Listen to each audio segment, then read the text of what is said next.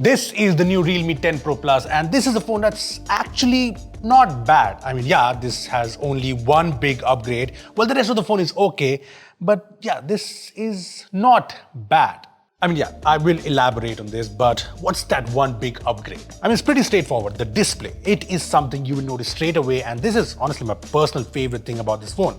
I know not everyone is a fan of curved displays because proper screen protectors aren't available, there are doubts with durability, but I think this looks really good, and the curves don't register false touches. And I think this gives the phone a very high-end look. Adding to that whole vibe is that there's no chin, it's all minimal and symmetrical. You don't get to see that with many mid-range. And then there's the fact that this is actually a high-end AMOLED display. 6.7-inch AMOLED, 120Hz, 10-bit colors, 100% DCI-P3, 950 nits. These are good specs, but what actually matters is that ever since I've started using this phone, I felt like Realme has used a better quality AMOLED than before. I say that because I was using phones like the Poco F4 alongside the Realme 10 Pro Plus to compare the cameras and stuff, and I always found the Realme 10 Pro's display to be slightly better. The colors look better, the brightness is good, it's smooth and responsive to touch, it's certified to be flicker-free, has low blue light on the hardware side, has PWM dimming mode, which is basically even better than DC dimming, and is also HDR10 Plus certified, although you don't see that tag in Netflix. But other than that, this is a very high-end display that I really like, and another thing I really liked is the haptics on this phone.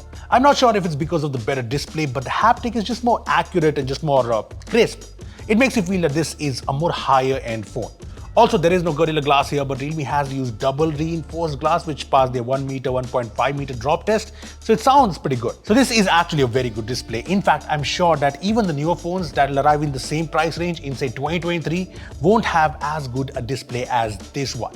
But the problem is, in getting this great display in this price range, Realme might have made some compromises along the way. Look, I say that because of multiple reasons. First, the Realme 9 Pro Plus had a glass back, while this has a plastic back and a plastic frame, and I think this back design looks tacky. I know looks are subjective, blah, blah, blah, and I do like the big camera rings, which kind of remind me of the Zenfone 9, and I know some people obviously like Realme's flashy designs, but what does not help is that this is a big fingerprint magnet.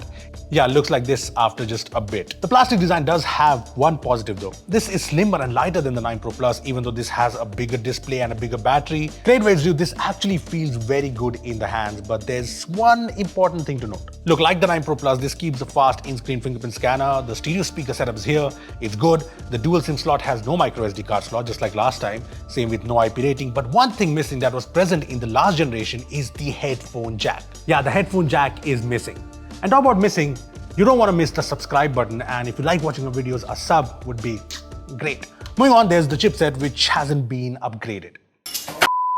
Sure, 10 Pro Plus brings the new Dimensity 1080 chipset, and I like that the base variant now has 8GB RAM. But let me make it clear that the 1080 is basically the Dimensity 920 rebranded. I mean, as you can see, there is a minor clock speed bump, but that's pretty much it. The benchmarks do show a minor jump, but it's not a big deal, and compared to say the Snapdragon 778G Plus on the H30, it still kind of falls short. Now, I remember people calling the 9 Pro Plus overpriced last year due to the Dimensity 920, and it's honestly the same this year. Don't get me wrong, the 1080 performs well. There are no throttling problems, performance is good, gaming is good too, but I was expecting an upgrade on the chipset front. Now, the cameras are actually upgraded, but there's one downgrade here. The 10 Pro Plus has a 108 megapixel, which is an upgrade to the 50 megapixel sensor last time, at least on paper. But one of the most impressive things about the 9 Pro Plus was OIS, and that's gone.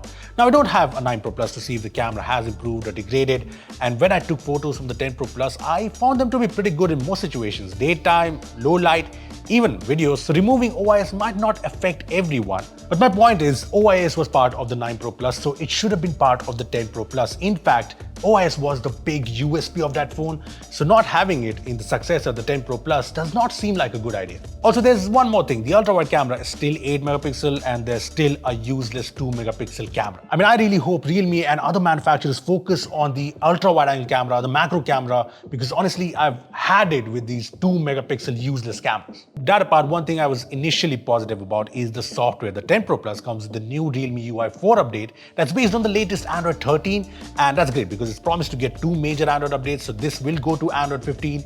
And in our King of Smartphone Updates video, we saw that Realme was pretty good. So it was promising, but then I started using RealmeUI 4, and then there was a new problem. The problem I'm talking about is the amount of bloatware and ads in this phone. I mean, third-party bloatware, tons of Realme apps, you name it. I know Realme phones have always had bloatware, but these many apps on a phone that costs 25k is just strange. And it's not just this. Another problem is ads. When you install an app from the Play Store or even an APK, you get this page similar to MIUI and you get a bunch of app recommendations like this. This would have been maybe okay for a budget phone under 10k, but for a mid-range phone at 25k, this is just not cool. Then there are the spammy notifications. I mean, I was expecting RealmeUI 4 to be fun to use, but these problems just ruin the experience on what feels like a premium phone. Lastly, the battery is fine. This actually has a 500 mAh bigger battery than the 9 Pro Plus, which should translate into better battery performance. The charger is also marginally faster. This is the charger, and I know it says 80 watt SuperVOOC, but it's actually capped at 67 watt on the 10 Pro Plus, so it is fast, charging the phone to 50% around 20 minutes, to 100% around 50 minutes, but not 80 watt fast or obviously 100 watt fast. Look, like I said at the start, this Realme phone is not bad. The display looks fantastic and very premium. It is very good, but the phone has a plastic bag, although it's lighter, so not bad. The chipset is not upgraded, but the performance is fine, so not bad. The camera is upgraded from 50 megapixel plus OIS to 108 megapixel plus no OIS, so again, not bad.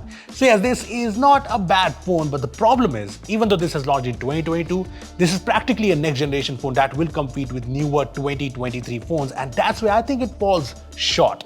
This looks like a phone that won't be able to hold its own against newer phones that are coming. I want to know what you think of this new Realme phone, the Realme 10 Pro Plus, the back design, the ads, the UI, the problems and the positives. Comment down below. Also, give this video a like if you enjoyed it. Make sure to share it with your friends and subscribe to our channel for more amazing tech videos. That's me signing off. Thanks for watching, and I will see you in the next one.